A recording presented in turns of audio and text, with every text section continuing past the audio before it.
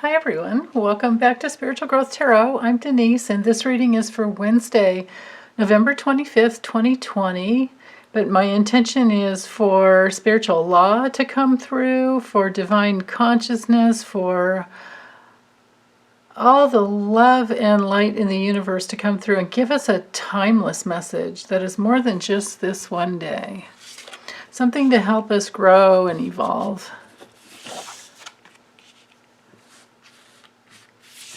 Okay, so, and of course I'm using the Light Seers Tarot. Hold on, let me find the little, yeah, here we go. That's the book that goes with it anyway. It's quite a thick little book, gives you a lot. And it's by Chris Ann. Okay, so we have for our theme, we have the Queen of Pentacles. And then for the added information, we have the Death Rebirth card reversed and the Eight of Cups reversed. So with the Queen of Pentacles, of course, we're in that realm of deeply connected to nature, nurturing. All the queens are receivers and nurturers. And in this case, it's the realm of everything that is physical. And the spiritual is in the physical. There's no, there's no, in the highest realms there are no separations. There is no separation. So she's really, really resourceful. Of course, practical, because it's of the pentacles, of the material realm. Motherly, and like I said, nurturing. But most of all, stable. Like, just notice her arms are crossed. She's deeply stable inside of herself. She's very centered. So that's the message. That's the real message. Even if we had, no other cards over here, the message is for us to be very centered this day. And of course, we're approaching Thanksgiving, and with this is the one part where the message won't be timeless, except for when it comes down to safety. With, COVID-19 raging across the planet, and especially the United States, we're having to say no. We're having to hold true to our healthy boundaries and say, I'm sorry, we can't bring in outside family members who don't live here. I mean, unless they wanted to fly in or drive in or something and quarantine for a couple of weeks beforehand, then we have to say no, because we have to protect those, who are in our home, who, need that protection. So if you want to have family members come over and they want to fly in and they want to go, through all the airports, on the flight, and then come straight to your home, you better say no. I mean, unless, now here's another unless you could bring in all the safety precautions, such as it's an outdoor turkey, or, an outdoor meal, and nobody hugs, and and masks are worn the entire time, but it's at least 6 feet away. 10 feet away is even better, and no one hugs, and you get to say, hi, or we love your food. You know what I mean? Other than that, how are you going to be safe? And we really just have to get through this little bit of time before we're going to have a safe vaccination. And of course, viruses will probably never be a thing of the past, because they're just a part of life on Earth until we get things into a different, till we shift a paradigm to where we're not abusing animals, to where there are no large factory farms. So yeah, I mean, there are just so many elements that go into this, but this gal is all about safety and nurturing safety, so that you can have that peaceful, sustainable reality. So with it, especially coupled with the death, and I say this with a heavy heart. Everything I've just said is with a heavy heart. It's reality the way it is now, and I don't like it. No one likes it, but we do have to accept it. That's one of the things about, like Pluto and Capricorn. Pluto can represent death, but also rebirth. This is a very Plutonian card. It's ruled by Scorpio as well. The deal is, when you have Pluto transiting through an earth sign, it's going to affect us material and on all levels, all body levels. It's been in Capricorn since 2008, and it will remain until 2003, 2004. There'll be some retrograding back and forth, but we won't be clear until 2024. Did I just say 2004? I'm sorry if I did. 2023 to 2024 will be clear of it, and then it will move into Aquarius, and it'll be a completely different reality. But meanwhile, we're having to get through this transit, and the part of the big lesson, especially with Uranus and Taurus, has to do with safety. So we will see inventions that bring in more safety, and of course, this means the vaccines, and we will also learn to take better care of ourselves and each other and the planet. I mean, that's one of the gifts of the coronavirus, is that the carbon emissions are down. It's down because most people aren't getting on a plane unless they absolutely have to. And people aren't driving as much because they're working from home. And they're not driving if they don't have to, because it's not as safe as being at home. Our challenge is to get enough fresh air while we're staying home, and to learn how to take really good care of ourselves, which I think is beautiful. This card is so much about self-care that I can't even give enough voice to bring in that meaning. She's all about self-care and the slow, stable, sustainable ways of being with self-care. So the reason I jumped to the Pluto and Capricorn is because of the Death Rebirth card. With Pluto transits, just remember they're long-term. With all the outer planet transits, they're long-term. With Pluto, you're going to go in that direction that you need to go in, whether you go kicking and screaming or whether you go peacefully. So acceptance is key, and she's a very accepting card. Okay, so then with the Death Rebirth, well, when the Death card is straight up, of course, it's all about, change and rebirth and new beginnings. It's big, big changes. And look at the, amazing, beautiful, clear blue sky and forest in the middle.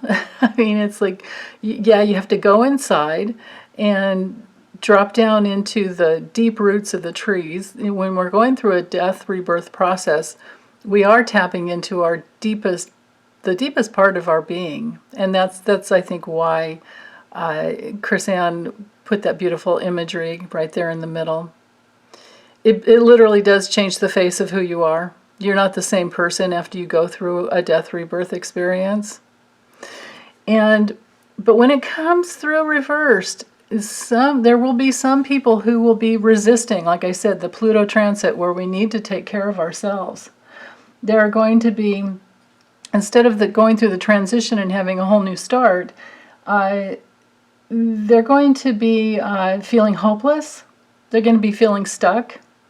There's going to be a big fear of change and this holding on. And there's going to be some people who just make mistakes, and they have been repetitive mistakes that they just need to keep living through until they decide to not do it anymore. Some people just need to go through it in a really challenging way before they work through all the dynamics. And, you're not done until you're done, so we just have to bless them and send them lots and lots of love. But protect ourselves. Now, with the Eight of Cups reversed, when the Eight of Cups comes through straight up, it's about walking away from something because we're no longer needing to get the lesson. when it's reversed, some of us are going to have a really hard time. Some of us are going to have a really hard time saying no and protecting your home, yourself, and your family. And it is heartbreaking, you know. But anybody who truly, truly loves and knows how to love would have no qualms whatsoever saying, oh, I truly understand. So if you have a family member that goes into emotional reaction because they're not getting what they want, and I've heard about some people that are creating little to-go packages to put on their doorstep, and it's like, you know, their family member drives up, like maybe you have a kid in college and they're out, and they can't come back in without, you know, that 2-week quarantine, and that didn't happen. Well, the kid can pick up a care package off your front porch that you have, you know, lovingly, you know, cooked for them. So there's things like that going on that I'm hearing about, which is a really creative way of practicing safety for all people. And but again, so back to the Eight of Cups reversed. Well, this would be, again, these cards mean so much alike. The meanings are so much alike in the sense that there's that fear of change and that fear of walking away, fear of loss, I suppose. But it's a problem because when we're in this realm here, we're avoiding something that really needs to be taken care of and nurtured within us, which is our self-care. And there's some element of having, in the past, having parents who did not nurture your self, you know, your healthy self individuation. And of course, you know, that comes with, you know, maybe you had parents that said things to you like, well, who do you think you are? I mean, can you imagine? I mean, kids hear that. There are parents out there that have said that. Alcoholic parents, addicted parents, mean parents, distorted parents who heard that from their parents, and on, or back and back and back, I should say. So to break out of that vicious circle, we have to get in touch with the real pain and understand the unmet real needs. So when we have a hard time walking away from people who are clearly not loving, or to the degree that love, you know, real love, which is safety, needs to come through, well, that has to do with they didn't have safety growing up. Or maybe you didn't have safety growing up. Maybe you grew up in a home where the parents believed that children were to be seen and not heard, and if they got in the way, they got smacked. Maybe when you were a toddler and you reached out to touch something, because toddlers are very sensate, you know, they learn from their environment. Babies and little ones, we learn by touching. Well, what if you got your hand smacked, right? All of these possibilities, you know, the inability to be safe and comforted and to have that connection with yourself, to have healthy mirroring growing up, all of those unmet real needs are within the Eight of Cups reversed. Now, the cool thing is when you work through the pain, and you know how to take really good care of yourself, you can walk away from those situations. They no longer control you. All of the eights are very powerful cards. I mean, you've got the infinity symbol right there, sideways, if you turn it sideways. If you turn it upside down, it's still an 8. It doesn't matter. Eights are about power and change and moving forward. They're deeply transformational. So we can turn that right side up and say, you know what, I'm sorry, I'm walking away from anything that doesn't nurture me. And you can have a rebirth. That will be a rebirth experience for you if you have the strength to do that. Now, you might, you know, I mean, you might piss off some family members, but then again, if they're not loving, if they're not coming from respecting and loving you and caring for your health and safety, Well, I would have no problems walking away from a family member like that, and I have done it before. It happens when your own self-care and your own healthy boundaries have been violated. So I'm sure I'm speaking to many people out there. So you're the only one that's responsible for your own reality. You can bring through the Pluto Scorpio regeneration, rebirth, transition, this gateway. Every major arcana card is a gateway. And to cross through this gateway, there needs to be an ego death. Now, that doesn't mean that you don't have an ego anymore. It just means you transform a part of your ego that was previously stuck in a place where you couldn't walk away because you didn't have all of yourself. So my prayer for this Thanksgiving is that everyone brings back home a piece of themselves to themselves. That there is some soul retrieval work if that needs to happen. And you come back home to yourself and you have yourself enough to take good care of yourself. So, I think that's all I have to say. Yeah, and just to not be afraid to walk away. Because sometimes, very often, when you set a healthy boundary, they go, "Oh God, I'm so sorry. I didn't even think completely that way. I was just in my habit of like it's Thanksgiving. We have to get together." But how painful to get together and not be able to hug each other, So wouldn't it be better just to get together on Zoom or Google Hangouts or Skype or the phone?